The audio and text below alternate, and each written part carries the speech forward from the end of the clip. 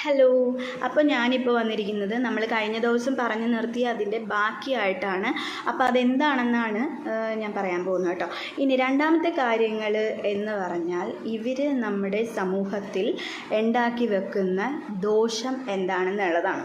അതെന്താണെന്ന് വെച്ച് കഴിഞ്ഞാൽ ഫസ്റ്റ് പാർട്ട് കഴിവുള്ള ആളുകൾ ഒതുങ്ങിപ്പോവും. അതായത് മാക്സിമം ആളുകളും പേടിച്ചിട്ട്, അതായത് ഇവരിനി എന്നെപ്പറ്റി എന്തായിരിക്കുമോ പറഞ്ഞ് നടക്കാൻ പോകുന്നത്, ഇവരെന്നെ സമൂഹത്തിൽ ഒരു കൊള്ളരുതാത്തവൾ അല്ലെങ്കിൽ ഒരു കൊള്ളരുതാത്തവനാക്കി മുദ്ര കുത്താനായിട്ട് എന്തും ചെയ്യുമല്ലോ. അപ്പോൾ അങ്ങനെ ഇനി എന്നെപ്പറ്റി എന്ത് പറയും എന്നുള്ള ഒരു ടെൻഷൻ കൊണ്ട് ഈ കഴിവുള്ള ആളുകൾ അങ്ങ് ഒതുങ്ങിപ്പോകും. അതാണ് അവരുടെ ലക്ഷ്യവും. ചെയ്യാതിരിക്കലും, അതായത് ഒരിക്കലും അവരുടെ കഴിവുകൾ കൊണ്ട് രക്ഷപ്പെടരുത്. അതാണ് ഇത്തരക്കാരുടെ ലക്ഷ്യം. അപ്പോൾ ഒരു വിഭാഗം ആൾക്കാർ അത് കേട്ടങ്ങ് ഒതുങ്ങിപ്പോകും, പേടിച്ചിട്ട് ഒതുങ്ങിപ്പോകും.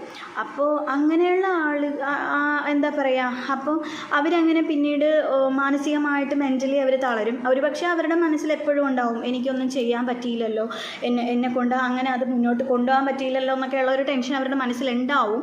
എന്നാൽ പോലും ഇവരെ പേടിച്ചിട്ട് അവർ പിന്നെ പുറത്തേക്ക് വരില്ല. അവർ ഒതുങ്ങിക്കൂടി അവർ വേറൊരു ലോകത്തേക്ക് പോകും. അതാണ് ഒന്നാമത്തെ കാര്യം. ഈ സമൂഹത്തിൽ ഇവരുണ്ടാക്കി വെക്കുന്ന ദോഷങ്ങളുടെ കാര്യമായിട്ടാണ് ഞാൻ ഈ പറയുന്നത്. പിന്നെ രണ്ടാമത്തെ കാര്യം എന്ന് പറഞ്ഞു കഴിഞ്ഞാൽ ടോക്സിക് എൻവയോൺമെൻ്റ് ആണ്. അതായത് നമ്മളിപ്പം ഓഫീസിലാണെങ്കിലും നമ്മുടെ ഫാമിലിയിലാണെങ്കിലും ഇത്തരം ആളുകളുണ്ടെങ്കിൽ ഒരിക്കലും അവിടെ മനസ്സമാധാനവും സന്തോഷവും ഉണ്ടാവില്ല. കാരണം ഇവരതെല്ലാം കളഞ്ഞിട്ടുണ്ടാവും. ഓൾറെഡി എല്ലാം അവർ കളഞ്ഞു കുളിച്ച് വെച്ചിട്ടുണ്ടാവും. കാരണം എപ്പോഴും വഴക്കും ബഹളവും അങ്ങനെയുള്ള ഒരു അന്തരീക്ഷം ഇവർ സൃഷ്ടിച്ചെടുക്കും. അതായത് ഒരിക്കലും ഇവർ ടാർഗറ്റ് ഇട്ടിരിക്കുന്ന ആൾ ഹാപ്പി ആയിട്ടിരിക്കരുത്.